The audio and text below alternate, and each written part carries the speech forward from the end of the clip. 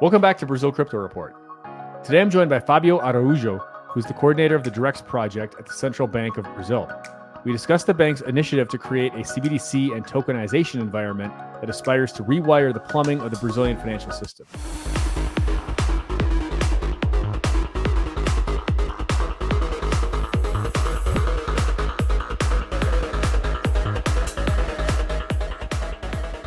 All right, so we are here with Fábio Araujo from the Brazilian Central Bank.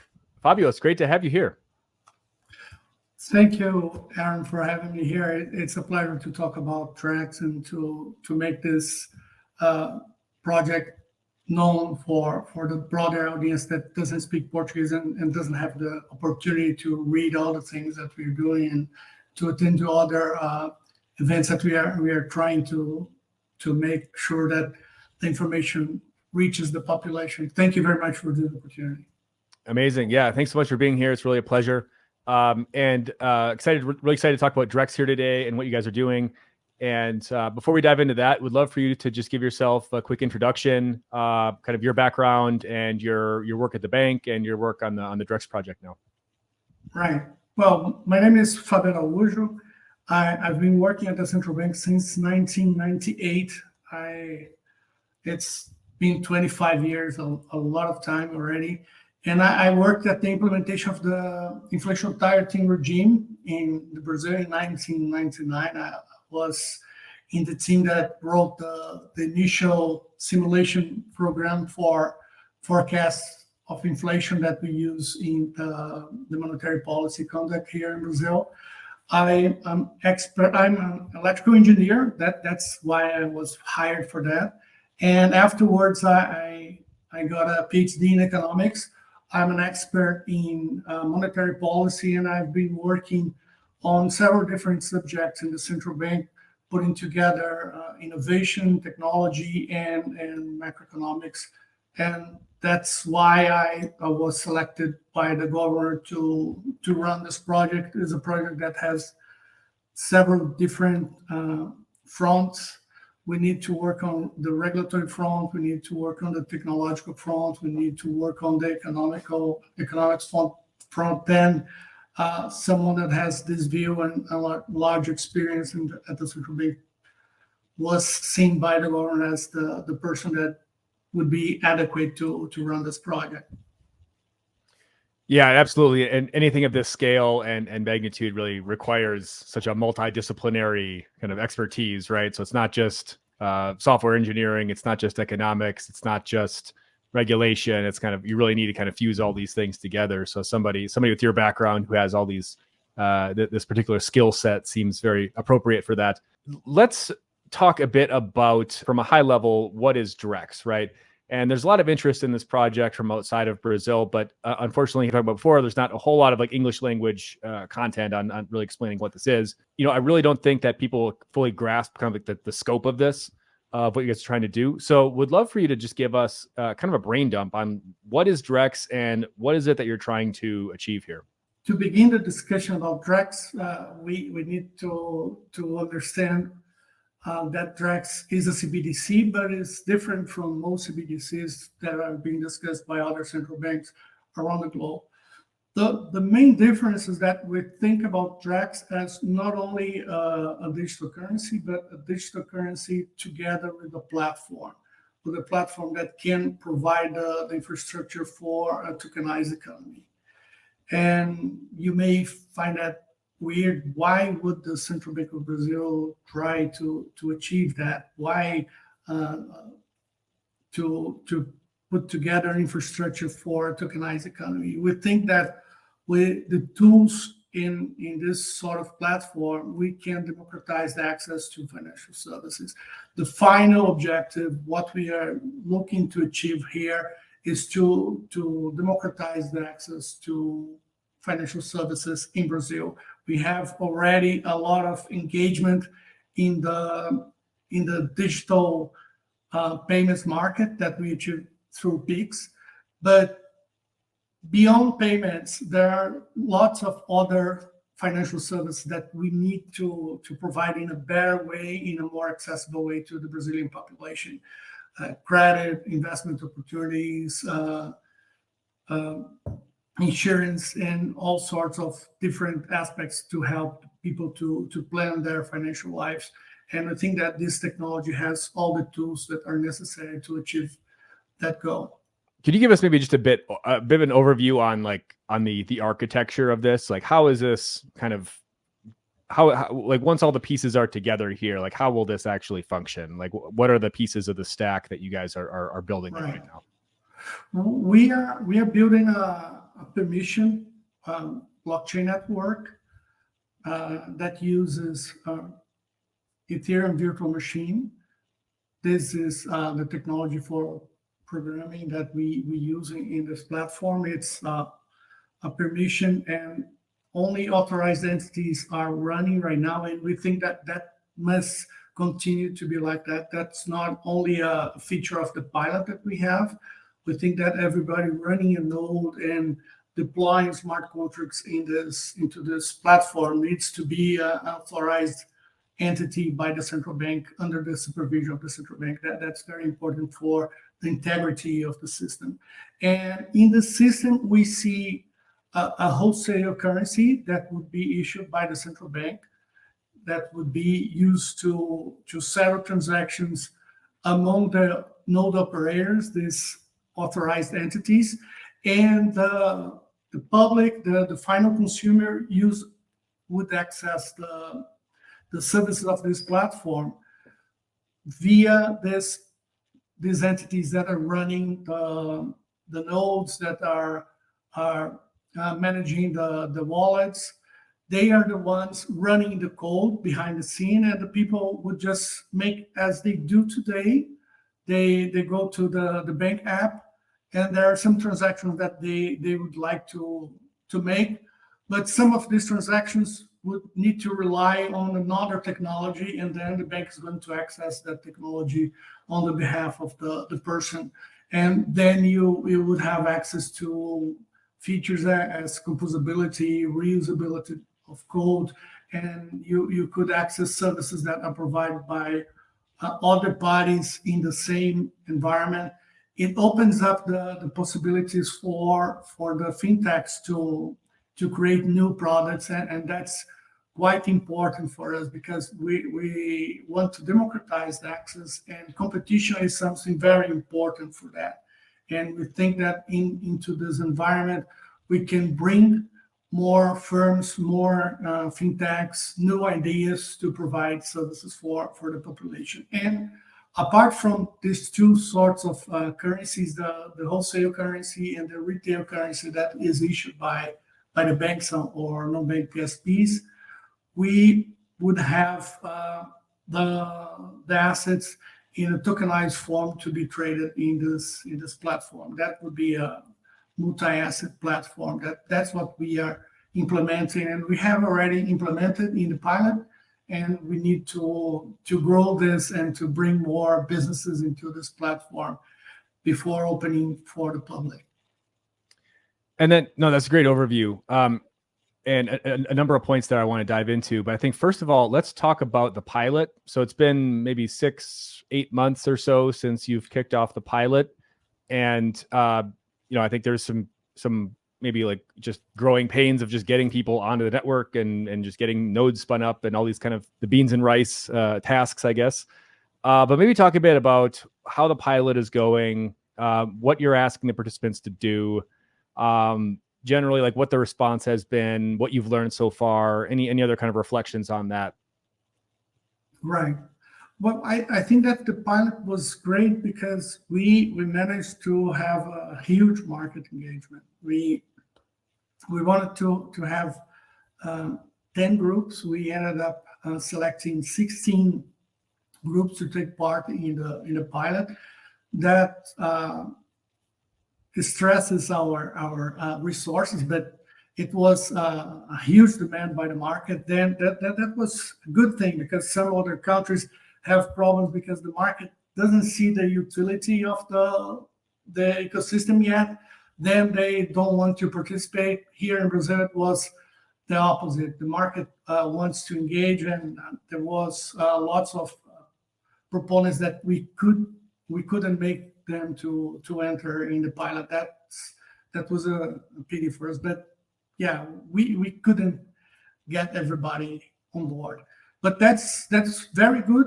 These 16 groups actually correspond to more than 70 companies. And we have a wide profile of companies, small, medium, large banks. We have payment service providers of all sizes. We have credit unions. We have fintech. We have crypto native companies working in the pilot. And we managed to bring everybody together. We've learned some specifics regarding the Brazilian infrastructure for the financial market and how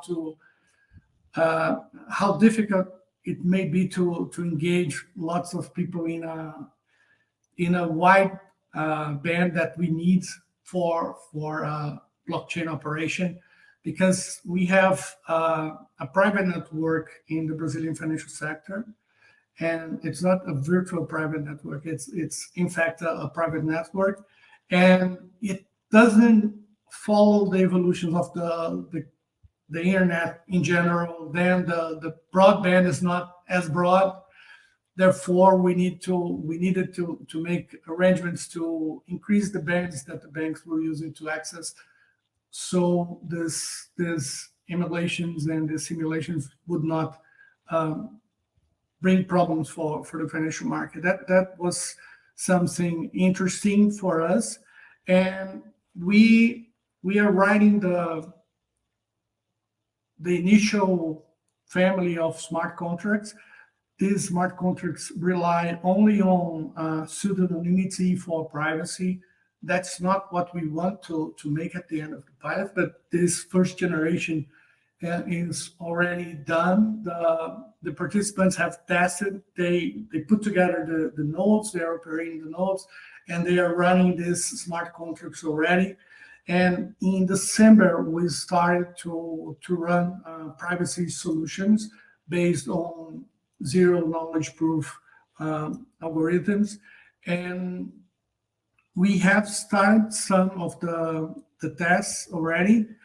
And if I have to select one point where it's been harder to push forward the pilot, it's on this private solution. We knew that, and that's why we designed this pilot to focus on private solution, because when you look into the public space, the public blockchains, the privacy, the ZK solutions, they are mostly focused on increasing the scalability of the processes.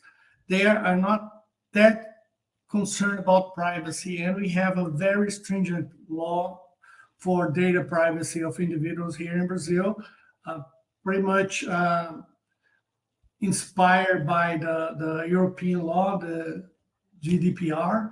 And we think that the pseudonymity, that's what generally used in public spaces, is not enough. We need to improve that using other algorithms as ZKP. And the problem is that they were not designed exactly for the sort of problems that we are trying to solve right now in Drex.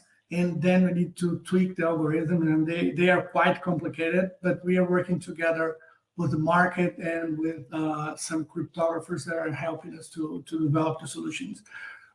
It's a hard work, but we are making some progresses, and I think that by May, when we plan to finish this stage, we are going to have some interesting results to show to the society. Great. And just, could you help us maybe understand a bit more of like the exact problems that you need these privacy tools to solve? Apart from the individual's data protection law that we have here in Brazil, there is the bank secrecy here. Then when we put these two together, on one hand, we need to protect the identity of the individual. And for most individuals, pseudonymity is enough, because I can have some sort of random wallets that I can assign to an individual, and then it gets hard to to track the operations if we are talking just about small operations. But once you consider the Bank Secrecy Act, there is another layer of concern, because a large firm, if they are going to run a large payment, or they are buying a participation in another firm, that's gonna be very easy to track in the environment, and that's gonna happen for large companies, for banks.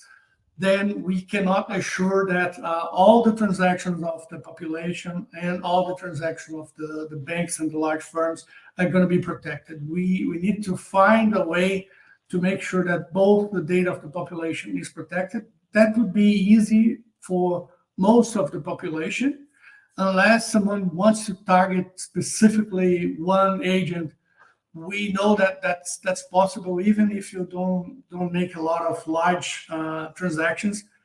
It's possible, but it's harder. But if you have larger transactions, it's easier to identify the individual, and that's what we're trying to avoid for individuals, for companies, and for banks. Got it. And it's sort of it's almost like a Sudoku puzzle, right? Where you can kind of reverse engineer. Yeah. Just based on the pattern, you can kind of reverse engineer, like, okay, like by a process of elimination, almost, you can say, okay, I think this company X made this transaction, and you can, so that's the situation you're trying to avoid, where some savvy person could come in and basically reverse engineer who's making these pseudonymous transactions. You need like a higher level of privacy, but the existing ZK solutions on the market now aren't really focused on like this specific level of privacy, is what you're saying. Exactly. Yeah, that's the problem. And we know that there are companies in the market right now that are specialized in figuring out who's trading what, right, in the blockchain. Then most of the transactions are mapped, and if you are a large player in the market, these companies know who you are, whatever you try to do there. Then that may happen in our environment, and we wouldn't want that to happen. That would be against the Brazilian law. Got it. Yeah, so you are bound. It's important to emphasize that this isn't just sort of a design question. It's really like a legal question. Like you are bound by legal parameters to be able to find a solution to this, essentially. Right. So that's helpful. If we have time, I'd like to return to this question, but I want to move on to some other things here. And would love to just I'd love to get like kind of like a history lesson from you on how this whole Drex idea emerged, because I know that your staff at the bank has been studying blockchain tech for a long time. You've been doing other financial innovation projects like PIX and Open Finance, and obviously Roberto Campos Neto, the president of the bank, is very kind of innovation minded and has been driving a lot of this. So I would love to get an insight into the sausage making of how this whole thing came together, and how did you decide on this novel model that is quite a bit different from what we've seen other countries and researchers proposing. I think everybody in the world every central bank around the world is researching this to some degree, but what you guys have come up with seems quite unique and novel. So we'd just love to get some insight into how this all came together. Sure. Well, yeah. We at the Central Bank of Brazil are always looking into the technologies that can be applied to the financial market, and some can be directly applied, some can't be directly applied. And since the beginning, we have some groups, small groups or individuals that are interested in the technology and track the evolution internally at the central bank, but those were more localized initiatives just to evaluate what was going on. In 2016, when there was this huge wave of ICOs, and 2016 and 2017, then it became an important aspect for the Brazilian economy. Lots of people were interested in investing in crypto assets. Then we made a communique to the population saying that although this has the name coin or currency, it's not regulated by the Central Bank of Brazil or by any other central bank.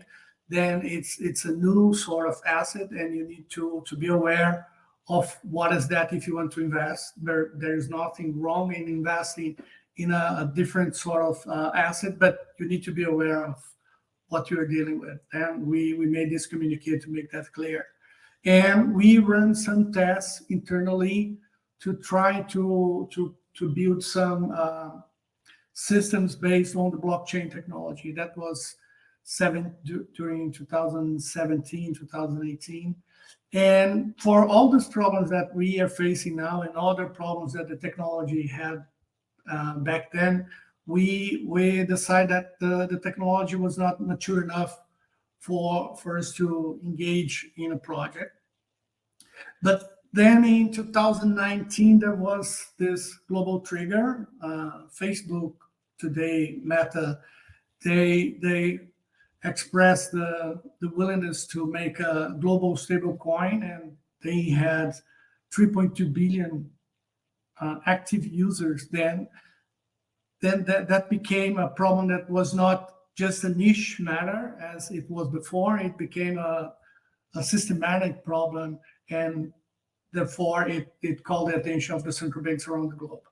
We were in the middle of the development of PIX here in Brazil, and then we postponed to start our studies to August 2020. We started a working group on that, and we issued PIX in November 2020.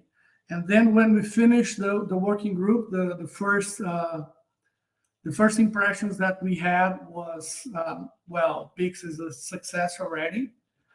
Then we don't need the technology for payments. If anything, this technology is quite good for programming. Then maybe we could think about providing a platform for the entrepreneurs, for the stakeholders, for the society to bring new projects, new business case to this platform. But then we had this problem in our hands, right?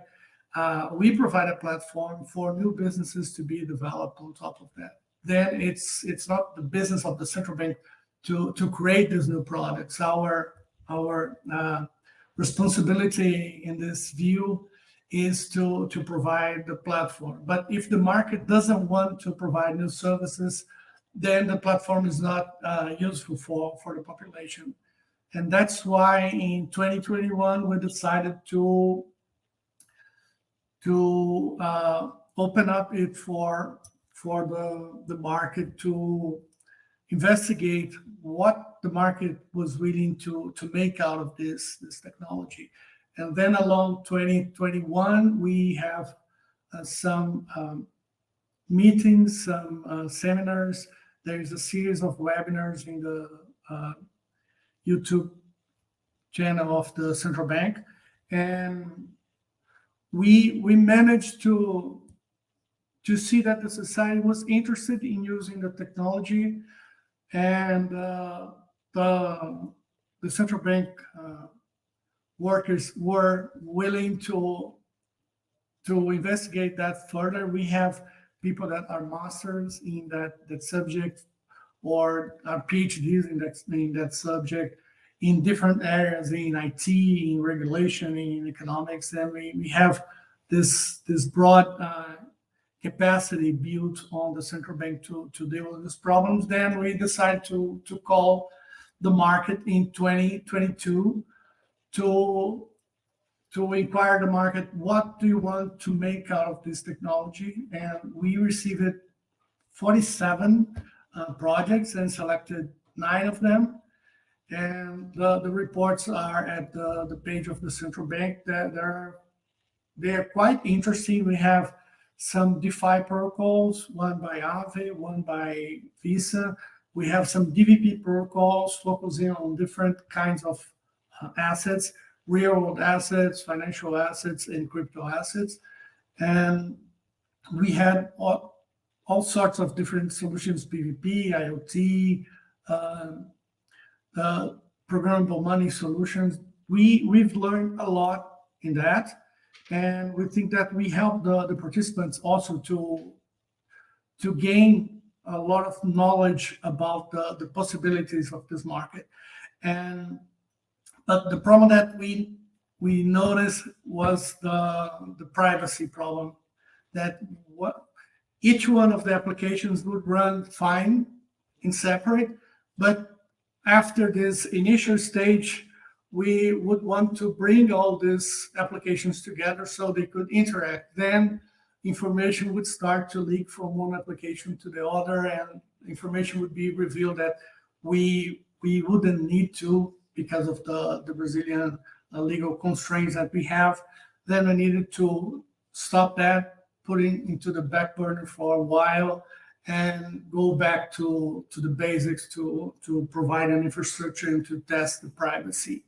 I think that gives a broad view of how we got here in the current state of the project. Yeah, that's super helpful. A super helpful context, and I think there's a few important points in there about, you're really trying to be sensitive to what the market would be interested in, right? You're not just building something for the sake of building it, but like we want to build something that people are going to actually use.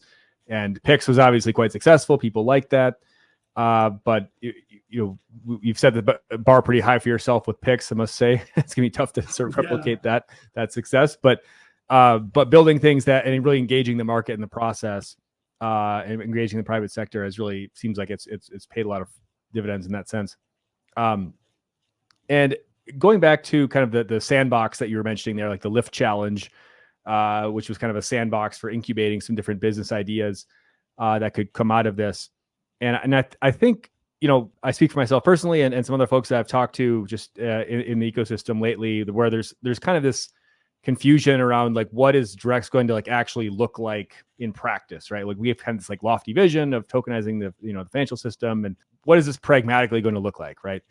Like how is this going to actually, what are some of the actual business cases that could come out of this? How will this actually benefit kind of the end users and the Brazilian financial system more broadly? So hoping you could kind of talk a bit about that. Like, are there particular, maybe projects from that Lift Challenge, that sandbox that you found particularly like inspiring? But maybe just talk a bit about how you see this all kind of trickling down to like what are the actual business cases here that we're talking about that we could be seeing here unleashed. Right. Well, before talking about the use case, I would like to talk about how we think that it should look like for the population. I think that down the line in 5 years or 10 years, I would like Drex to be transparent for the population. It's just the financial sector providing services. That's what we would like to have. We want to incorporate new business models, new technology, but this needs to become transparent for the population if it's to be used by the population. I make a comparison that I think it's useful. When you look into the DeFi environment, you see, oh, that's very interesting, that's very flexible. I can do whatever I would like to do in this space. And I make the analogy of the DeFi environment with Linux. That's very flexible. If you know what we're doing, you can do whatever you want to do, and you can extract the entire potential of the machine that you're using. But most of the people don't use Linux. Why is that? Because it's not very intuitive. It's not transparent for most of the population. Then most of the population use Windows, Android, or iOS that make things transparent. Maybe you can get all the power of the technology, but you can access the power of the technology and make use of those services. That's what we are trying to achieve with Drex, is to make it simple enough so most of the Brazilian population can access this sort of technology and the services that this technology can provide. Then, having said that, we think that there are several different and interesting use cases. The Lift use cases were very interesting. The programmable money that was brought by Vert, it's very interesting. It was a use case where you could track the usage of subsidized funds for rural activity, And we know that all governments have subsidized lines or social transfer for the population that you need to verify specific aspects for the expenditure. For example, you can have a education voucher, and then you need to know if that money was used to pay a school or something that is necessary for the schooling of children, and so on and so forth. You have lots of possibilities for that sort of application. And Caixa here in Brazil is thinking about how to do that. Apart from that, we have the Visa case that was tokenization of CPR. It's a crop title. We tokenize the crop pretty much. That in a very simple way to say, we tokenize crops for small farmers. Then you have access to funding that they wouldn't have before, and it makes easy for the farmers to sell these titles and to access money with lower interest rate to run their businesses. And any sort of receivable can be used in this ecosystem. If I'm a small company and I have a cash flow to receive, I can use this receivable to trade that to finance what I'm trying to do today, right? Then it opens up the capital market for small companies, and that's a huge application. In Brazil, there is a sort of fund that is being created. It's FGIC. It's a fund that is being created to finance the productive sector. Usually, a large company has the receivables from companies that they hire for parts of the supply chain, and they have these receivables on their hands, and then they finance that. But you can tokenize that. Today, for tokenize that, you would need to have an operation that goes in excess of $10 million, as we estimate, and some companies here in Brazil estimate. And with this technology, we have listened from some market participants that you could go as down as operations of $1 million or $500,000. Then you decrease the size of the companies that have access to that sort of market. And that's a grow in market on the side of the small companies, small and medium companies. But at the hands of the population, I think that one thing is very important is the tokenization of bonds, of public bonds, treasury bonds. Because today it's very hard for the Brazilian population, the general Brazilian population, to acquire, to buy treasury bonds. I have tried to help some people that come to, I would like to invest in some other things. What do you think would be a good way to start? And treasury bonds is always a good point to start. But even with the initiative of the Brazilian Treasury to make it easier for the population to access, it's still hard for most of the Brazilian population. On the other hand, we see today that banks and non-bank PSPs are making crypto available at the touch of 3 clicks, right? It's very easy today to buy crypto here in Brazil. And why can't we use the technology to make treasury bonds as accessible to the population as crypto is? And if we do that, then I can build myself my savings account with treasury bonds in there.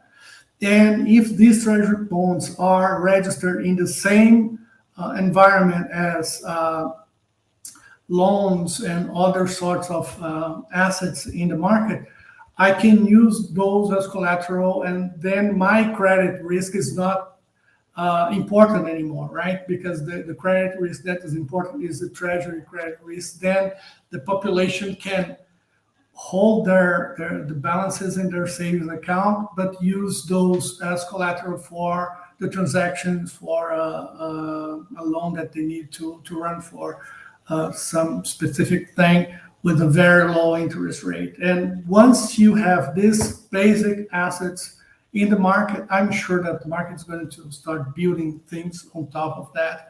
And you can diversify the provision and the access to services for the population and for the small companies. What I find super interesting about this is it's like you're taking all of these a lot of these pieces that we've seen kind of out in the wild in crypto and in DeFi, right? So this idea of like, okay, you have an asset and you have a tokenized asset, and you put it in like a maker protocol, like a maker vault, and you can take out a loan against it, right? And all these kind of things that were, kind of fun experiments, I guess, in kind of crypto DeFi land. And especially now that it looks like, maybe the future of I guess we'll call it like unregulated decentralized finance may be somewhat iffy right now. But like all of these smart contracts and these applications exist, and they can be repurposed into an environment like the one that you're building because it's EVM compatible, built on Hyperledger Besu. And so it's interesting to see just like these are all concepts that we've kind of seen floating around in crypto land as kind of these kind of weird ideas that maybe just by themselves, they don't really make a whole lot of sense, or they don't really have a whole lot of broad applicability. But when you combine it into an environment that is being an environment that's being hosted by the central bank of a country, and you have kind of permissioned network of financial services providers that are basically allowed to run and utilize all these applications and receive the benefits, it becomes a lot more interesting. So I want to just kind of touch on this point of like why you decided to opt for this EVM compatibility and this level of interoperability, and to what extent is have you been kind of taking some of these ideas you've maybe seen out in the wild, like an Aave or a Maker or some of these other tokenization ideas that have been floating around. So we'd love to kind of just get like, how have you been sort of inspired and taken some of these ideas that have been shopped around the last few years and really combined it into this broader thing? Yeah, back in 2021, when we figured that for Brazil, that's not for payments. We need to think about programmability. And there was this coincidence, right? At the beginning of 2021, when we got to this conclusion, the DeFi market was booming, and we looked into what was being done in the market, and then so there is a lot of flexibility here, and we can write all sorts of different contracts that could be useful in the regulated space. And there is the paper of Professor Fábio Araujo. I always cite him. And when we saw his proposal of how to make use of EVM technology or the programmability technology in blockchains to build a financial sector, we pretty much immediately identified that with the ideas that we're putting together for open finance here in Brazil, because that sort of interoperability, the composability of services is what we want to achieve in the open finance environment. We would like to make the service provided by the small fintechs accessible to all the population, to make it more competitive space for the Brazilian society. And when we saw that those ideas of creating protocols and services that could be aggregated for generating a final contract, and those ideas were reflected on the protocols that you mentioned, Maker, DAO Maker, and Aave, and Uniswap, and lots of the solutions there. We understood that was a way that we could proceed into this exploration of the possibilities. And when I first said that, some of the other central banks said, but you want the DeFi environment inside the central bank? Then I always said, it's not that we want what's happening in the DeFi environment inside of the central bank. What we want is to bring the tools, to bring the knowledge, and to bring the expertise, so we can make use of whatever innovation is happening there. And then for doing that, most of the innovation is occurring in EVM, Ethereum Virtual Machines. And in a way that we could make use of this knowledge and to adapt businesses that already exist into this platform, we decided that an EVM permission network would be necessary for the test that we need to do. But that doesn't bring us straight to Hyperledger Besu, because there are other solutions that fulfill these requirements. But Hyperledger Besu, apart from being EVM compatible, it's an open source code. It's maintained by a large community worldwide. There are lots of innovations and lots of service providers, companies that can cooperate with the central banking in providing services and providing knowledge in this space. Then that's why we picked Hyperledger Besu. It's a mature platform. There are global applications in production stage already, and I know that we don't have a standard right now. That would be the best if we had a standard for blockchain already defined. But the second best is to go with what seems to be becoming the standard, and EVM looks like that and has all the flexibility and a lot of job done already that has been tested and can be transposed into this new environment. That's why we picked Hyperledger Besu. Got it. No, you totally forecasted my next question, which is to be why you picked Hyperledger Besu. Oh. But so read my mind there. But no, that definitely makes sense. It does. A lot of the energy is revolving around EVM compatible chains, and these things have just been around the longest. They've got in the most battle tested, I suppose you'd say.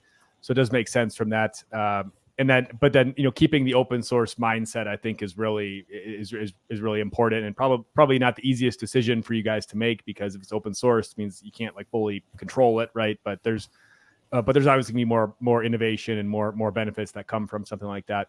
I wanted to switch gears slightly here. We've only got a few minutes left, so I just wanted to get your thoughts on, particularly with regards to how do you see Drex if it pans out as you envision it panning out? How does this impact the role of traditional banks in the Brazilian financial system, like your Itaús, your Bradescos? How does this ultimately change their role? How does this change their relationship with their customers? I know that the banks would be basically issuing their own they'd be tokenizing customer deposits and issuing stablecoin, tokenized reals to their customers. How does this all shake up kind of the legacy banking environment here? Right.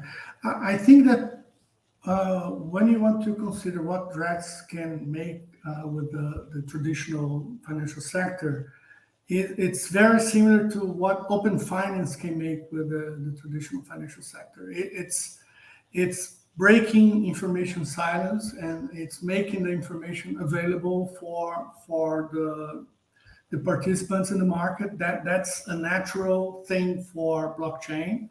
And if we manage to go all the way into the implementation of Drex, the market is going to change in nature, because you're going to have a divide in the market, separating the part of providing the services and connecting with consumers, because you can be have a high expertise in providing some sort of service. I can create a fintech that is very expert in providing one sort of financial product, but I need to find a way to sell that, right? I need to connect with the consumer. If I cannot connect to the consumer, it doesn't matter if I'm the best in what I'm doing.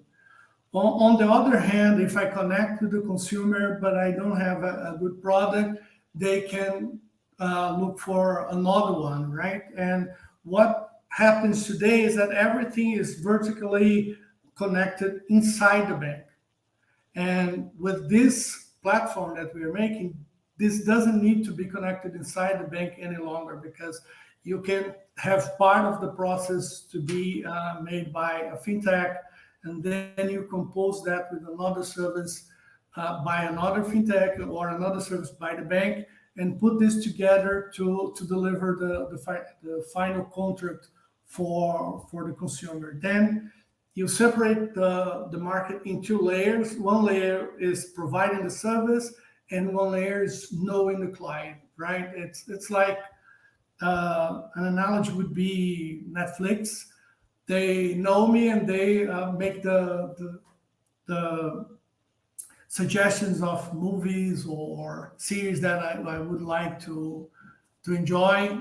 The same thing, if I know the consumer, I can track the information, I can know what they want to buy, and I can help them to program their financial lives and to pick the right services that they need to achieve those goals. I think that there are these two roles to be played in the market. I'm an expert, and I make the financial product in the best way possible. And I'm expert in people, and I put together the financial products, the best financial products to attend the needs of the population. And I think that AI is going to be very important in that. Then some banks have lots of money to invest on that, but they have a very rigid structure. Sometimes it's hard to incorporate this new technology, and sometimes fintechs that don't have that much money have the flexibility to incorporate. It's going to be a rearrangement in the market. Some participants are better positioned for some services, some others are better positioned for other services. But at the end of the day, I think that the financial market is going to grow, and the access for the population is going to be much broader and much simpler than what we have today. No, it's very interesting. I think that's a great point to end on, actually, because I think it gives us a good sort of clear vision for like, okay, what's the end goal here? But Fábio, thanks so much for your time here today. Maybe I'll give you kind of the last word. Any final thoughts you want to communicate? Any just kind of maybe predictions over like what are you hoping to achieve over the next 12 months? I mean, if we're having this conversation again in a year, where do you hope we're going to be? Right. Well, in a year, I hope that we have already a nice solution, a suitable solution for the privacy problem, and that we have already been able to test and to mature some use cases.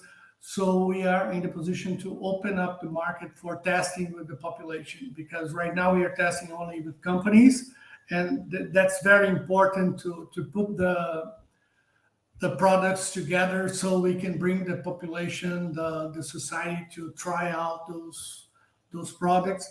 But we have still a lot to learn. Even after maturing the basic protocols, we will need to test it for a while with the population to get a grip of how the population is going to use this tool. These tools are very important. There are several different problems that we didn't manage to discuss here, as suitability, and then we need to figure that out to make sure that we have a safe space for the population to access those services. And we are trying to move as fast as possible. And as a final message, I would like just to stress that even though it looks like as a tech entrepreneurship, it's not. It's a democratization action that we are taking here in the Central Bank of Brazil. Since I got into the central bank, 25 years ago, we are trying to expand the access to financial services, and we've been working on building this with the evolution of the market along the last years, and I think that this tool is going to help us to advance a lot on those objectives. Thank you very much, Aaron. Great. Yeah. Well, thank you so much, Fábio. I'll include a link to your LinkedIn profile in the notes here if folks want to get in touch or reach out with suggestions or on how they might be able to get involved. But really appreciate your time here today, and best of luck on the project over the coming year. Thank you.